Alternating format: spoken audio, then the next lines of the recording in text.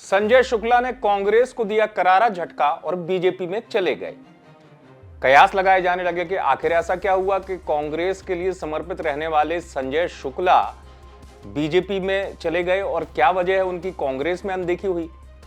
संजय शुक्ला के बीजेपी में जाने की अंदर की कहानी कुछ और ही निकल कर सामने आ रही है। कई कारण आ रहे हैं, कई वजह आ रही हैं और उसमें कई वजह में सबसे बड़ी वजह जो आई निकल कर जानकारी के मुताबिक वो बिजनेस बचाने की वजह है। संजय शुक्ला जिनकी संपत्ति 200 करोड़ से ज्यादा है और कहा यह गया, इंदौर में हमारे सहयोगी हैं धर्मेंद्र, उन्होंने भी जब कांग्रेस के नेताओं से बात की तो उनका भी कई अधिकांश वही इसलिए चले गए, उनको अपना बिजनेस बचाना था।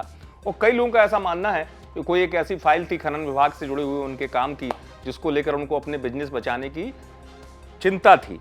अब कारण संजय ज्यादा बेहतर जानते होंगे, उनको पता होगा, लेकिन बिजनेस बचाना एक बड़ी वजह के तौर पर आया।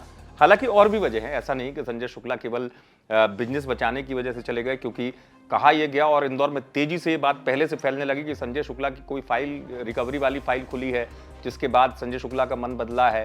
क्योंकि ये भी कहा गया कि शिवराज सिंह चौहान जब सीएम थे तभी ऐसी पटकथा चल रही थी कि संजय बीजेपी में आ जाएंगे, लेकिन तब हुआ नहीं।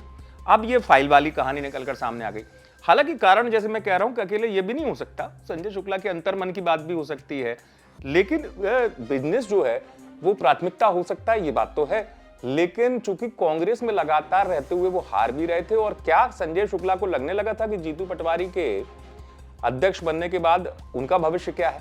साथ ही साथ चूंकि सुरेश पचौरी उनके नेता रहे और उनका भी बीजेपी में जाना, तो क्या वो संयोग था? ये संयोग मात्र नहीं कहा जा सकता अकेले, क्योंकि बहुत से कारण रहे हैं संजय शुक्ला के बीजेपी में जाने के, और उसकी सबसे बड़ी वजह जो है वो बिजनेस बचाने की बात ज्यादा निकलकर सामने आ रही है।